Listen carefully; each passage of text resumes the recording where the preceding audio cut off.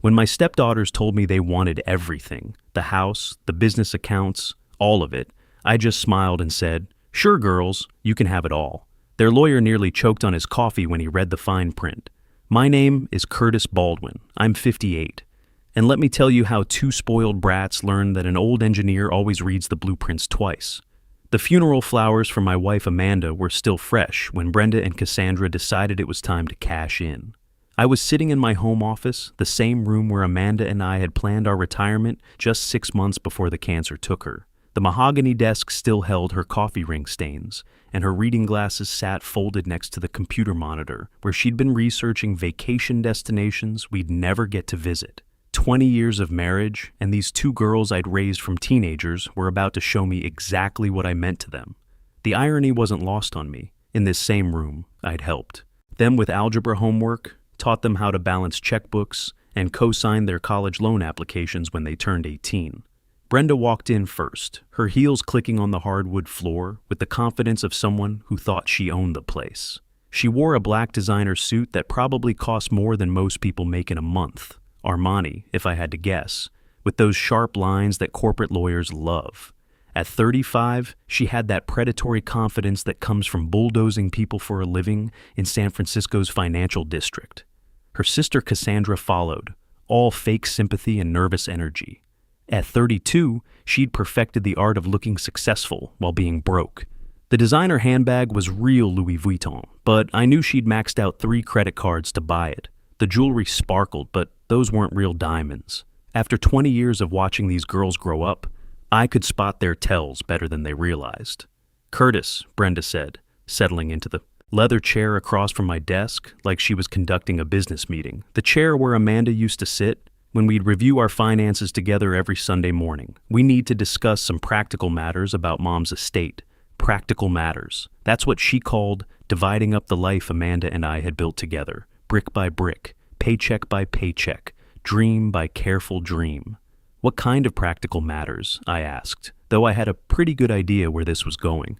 I'd seen the signs for months, the way they'd started asking pointed questions about our investments during Amanda's illness, the sudden interest in our property values, the careful way they'd pump Amanda for information about our financial arrangements while she was weakened by chemotherapy. Cassandra jumped in with that voice she used when she wanted something, the same tone she'd used at 16 when she'd crashed my truck and needed money for repairs. Well, you know how much Mom loved family. She always talked about keeping things in the bloodline. Bloodline. There was that word again. 20 years of raising them, paying for their college tuition at UC Berkeley and Stanford, walking Brenda down the aisle when her biological father couldn't be bothered to show up, co-signing Cassandra's business loans when no bank would touch her credit score, 20 years of being called Dad on Father's Day cards and birthday phone calls. But suddenly, I wasn't family anymore. I'd met Amanda when the girls were 15 and 12, 2 angry teenagers dealing with their parents' bitter divorce. Their real father had moved to Portland with his secretary and sent child support checks sporadically when he remembered.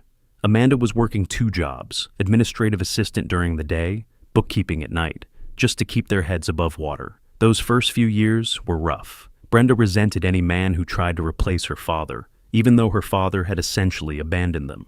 Cassandra was quieter about it, but I could see the walls she'd built. It took time, patience, and a lot of Saturday morning pancakes before they started to trust me. By the time Amanda and I got married, they'd grudgingly accepted me into their lives. I thought I'd earned my place in their family through years of showing up. Soccer games in the rain, emergency room visits for broken bones, driving lessons in empty parking lots, heated discussions about curfews and boyfriends. I'd been there for all of it. The teenage drama, the college application stress, the career uncertainties, the relationship problems. Apparently, none of that mattered when money was involved. Brenda pulled out a manila folder from her expensive briefcase and set it on my desk, with the confidence of someone who thought they held all the cards. The folder was thick, official-looking, intimidating in the way that legal documents always are when you don't know what's coming. "The house here is worth about $650,000, she said, opening the folder with theatrical precision. "The mountain cabin is valued at $380,000. Mom's investment accounts total roughly $800,000.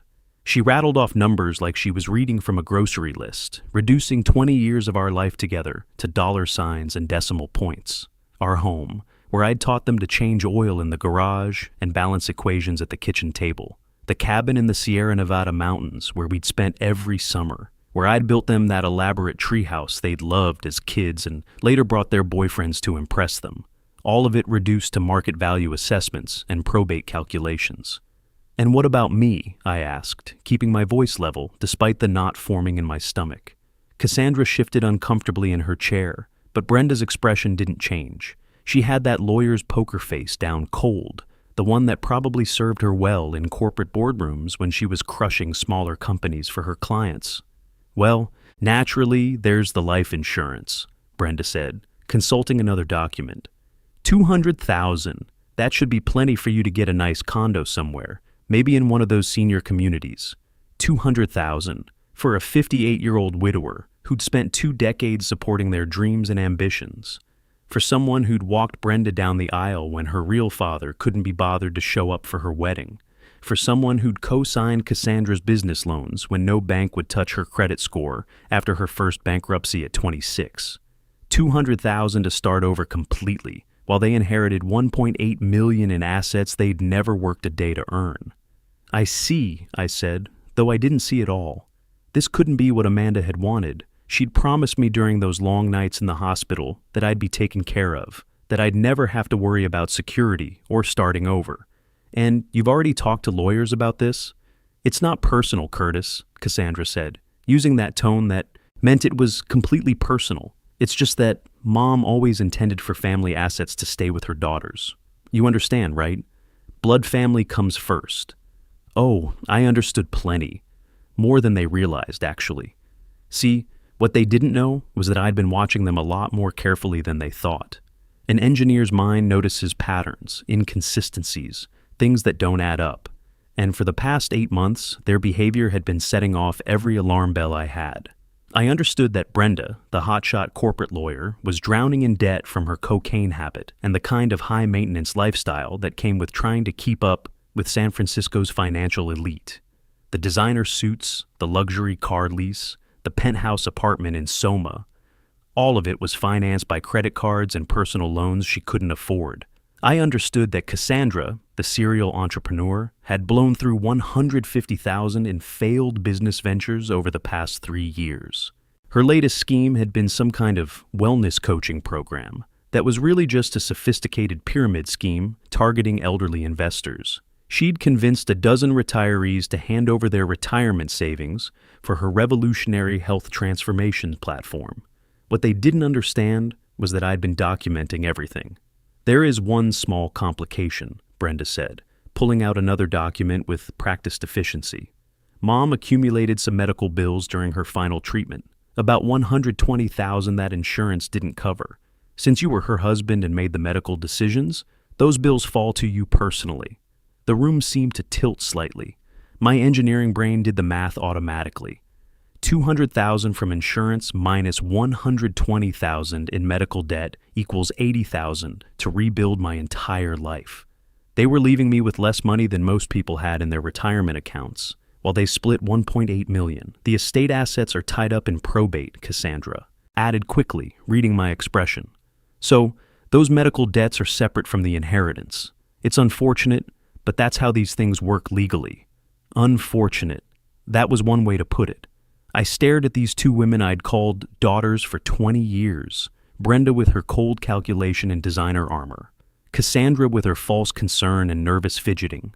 At Amanda's funeral just a week ago, they'd hugged me and called me Dad.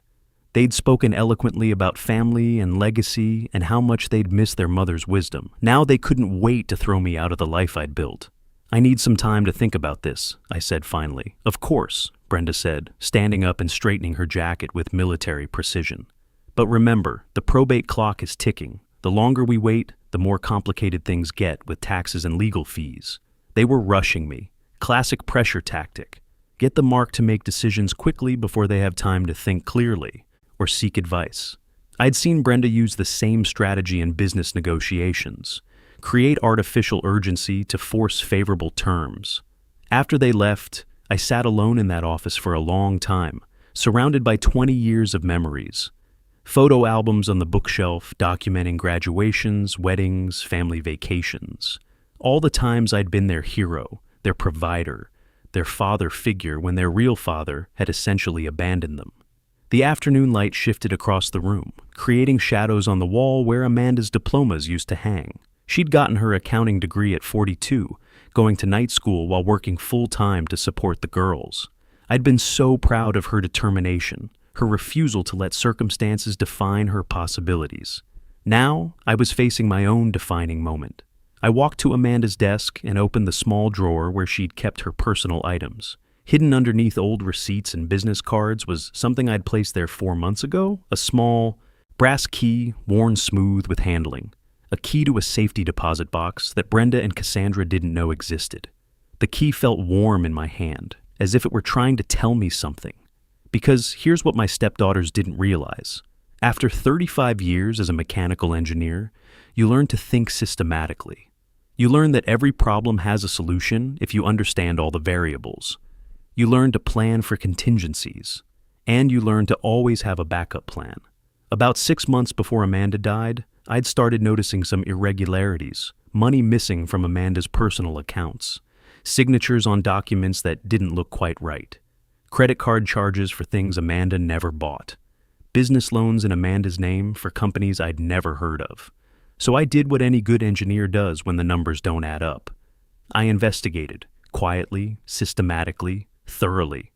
The private investigator I'd hired was worth every penny of his $15,000 fee.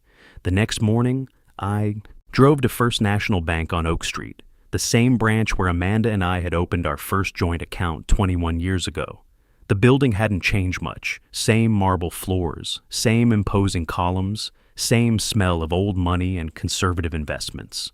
The safety deposit box was in the basement vault, tucked away in section C47. I'd rented it under my name only, something I'd never mentioned to Amanda or anyone else. Sometimes an engineer's paranoia pays off.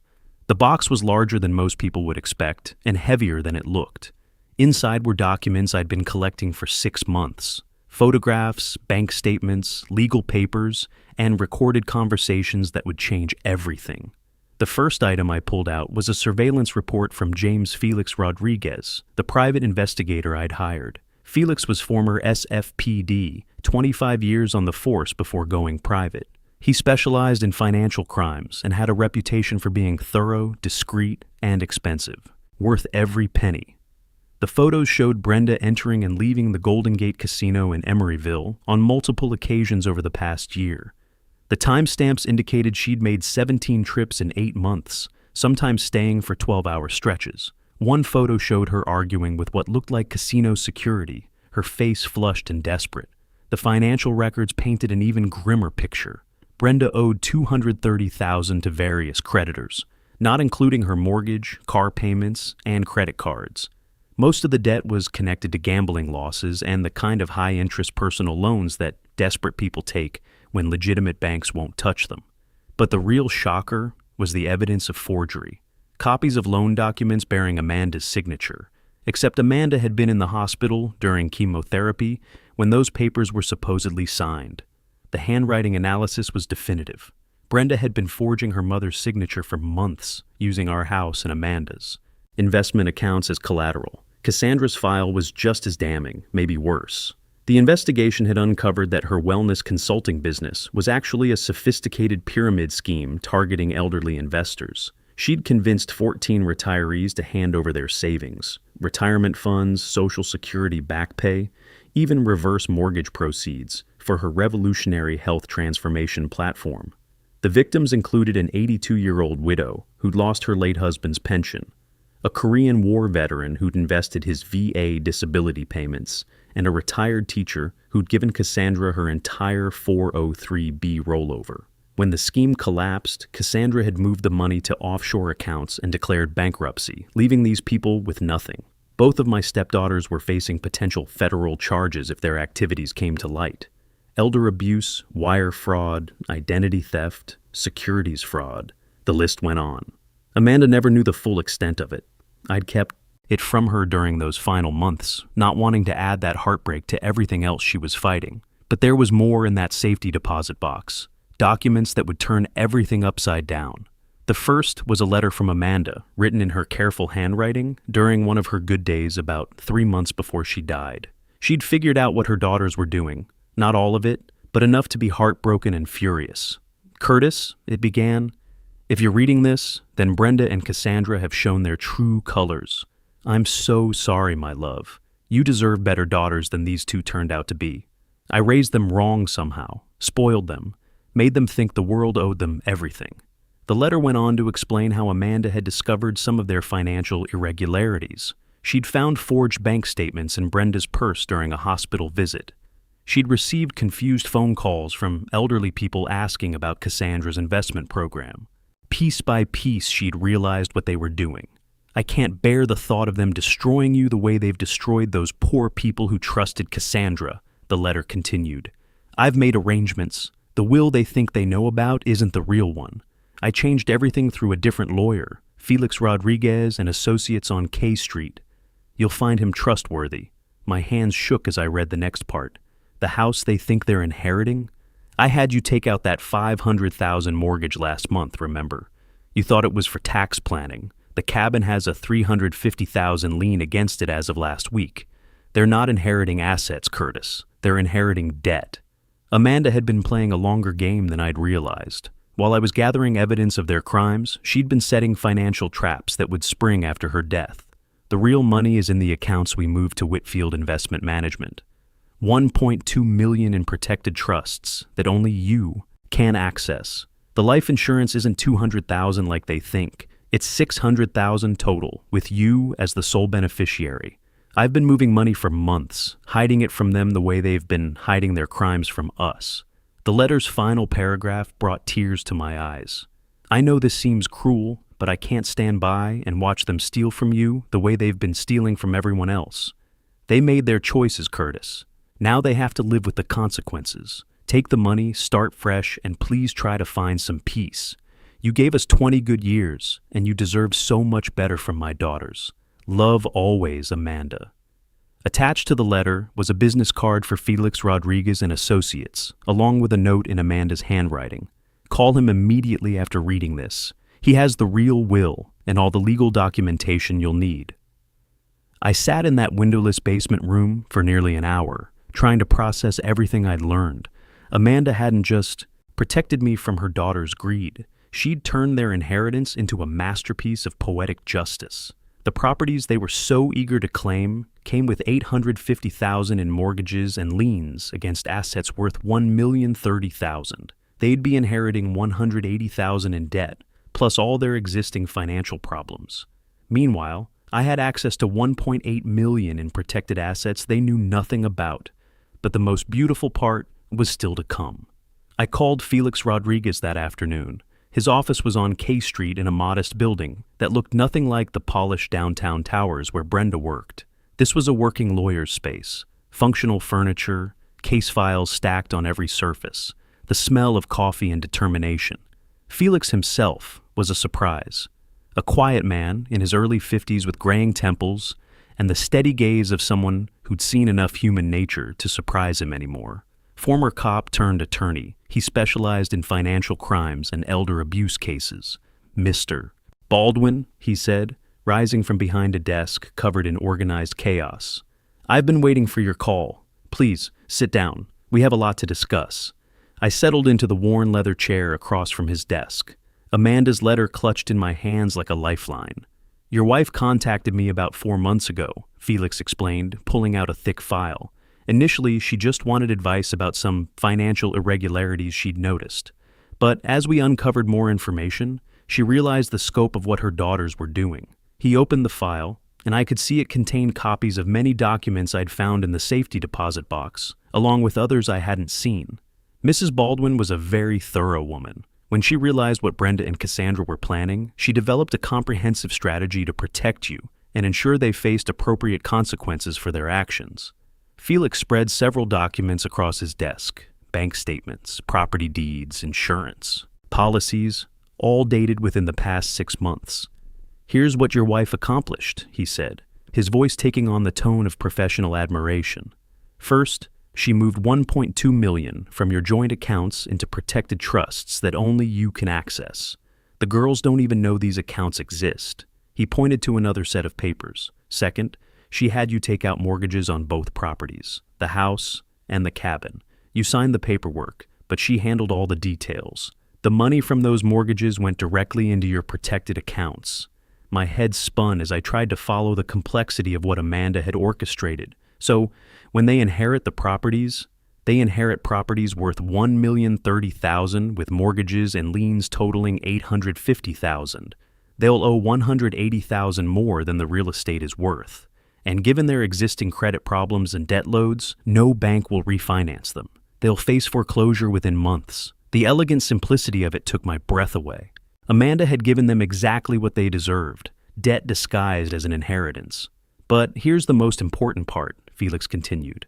Your wife documented everything, every forged signature, every fraudulent transaction, every elderly person Cassandra defrauded.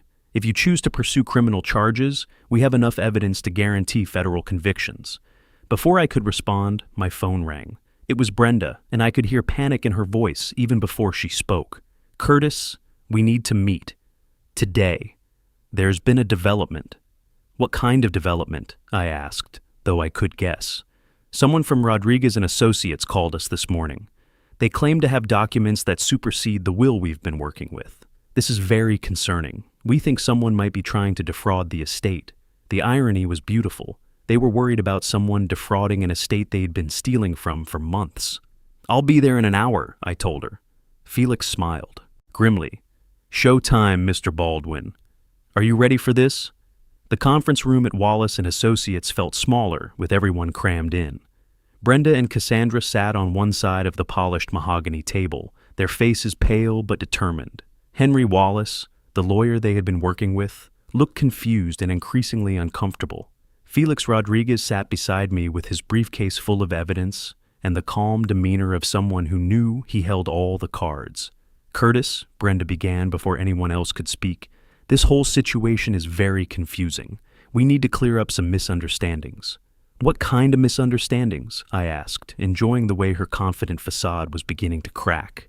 Someone's been spreading misinformation about Mom's estate, Cassandra said, her voice strained. Claims about different wills, hidden accounts.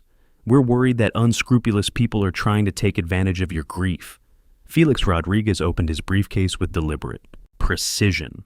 Actually, ladies, I think we need to discuss your grief. Specifically, how you've been grieving over your mother's money while she was still alive. He spread photographs across the table, like he was dealing cards. Brenda entering the casino, Cassandra meeting with elderly investors she was about to defraud, bank statements showing forged signatures, wire transfer records proving embezzlement, the color drained from both their faces. This is harassment, Brenda said, but her voice had lost all its courtroom authority. No, Felix continued calmly. This is evidence, documented proof of elder abuse, wire fraud, identity theft, and securities violations. Your mother spent her final months not just fighting cancer, but documenting your crimes. Henry Wallace was staring at the documents with the horrified expression of a lawyer, realizing he'd been completely played. Curtis, Brenda said, desperation creeping into her voice. Surely you don't believe these fabrications. We're family. We love you. Family, I repeated, pulling out Amanda's real will. The way you loved me when you planned to leave me with $80,000 after 20 years of marriage. The way you loved your mother when you forged her signature while she was dying. I set the will on the table. This is Amanda's actual will, executed 6 weeks before her death. It leaves everything to me. Everything. Brenda grabbed the document and read it quickly, her face cycling through confusion, understanding, and finally horror. And here's my decision about your inheritance, I continued, pulling out the property transfer documents Felix had prepared. I'm giving you exactly what you tried to give me, the house and the cabin, with all their associated debts. You can't do this, Cassandra whispered. Actually, I can. And your mother specifically wanted me to.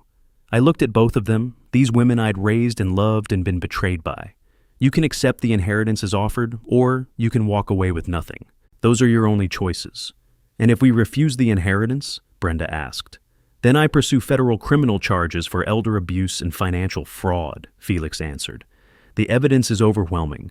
You'd both be looking at 8 to 12 years in federal prison. The silence stretched for what felt like hours. I could see Brenda's lawyer mind working, trying to find an angle, a way to negotiate or manipulate the situation. But there wasn't one. Amanda had closed every loophole, anticipated every move. Finally, Cassandra spoke. What do we need to sign? In the end, they signed everything. The inheritance acceptance, the debt assumption, the agreement never to contact me except through attorneys. They didn't have any choice. The alternative was prison.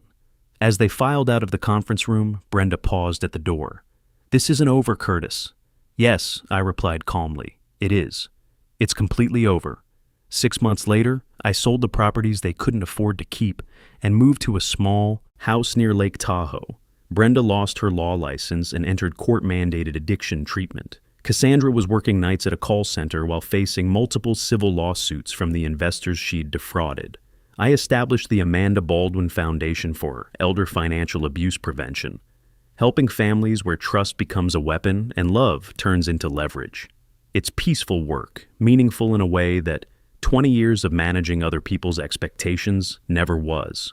Sometimes sitting on my deck watching the sunset over the lake, I think about Amanda and realize her final gift wasn't just the money or the justice. She gave me back my dignity and taught two spoiled women that actions have consequences, even when you think daddy will always bail you out. Sometimes the people who demand respect for family the loudest are the ones who understand it the least. Real family is built on loyalty and sacrifice, not blood and greed. The best revenge isn't getting even. It's letting people inherit exactly what their choices have earned them and watching them realize that consequences don't care about your excuses.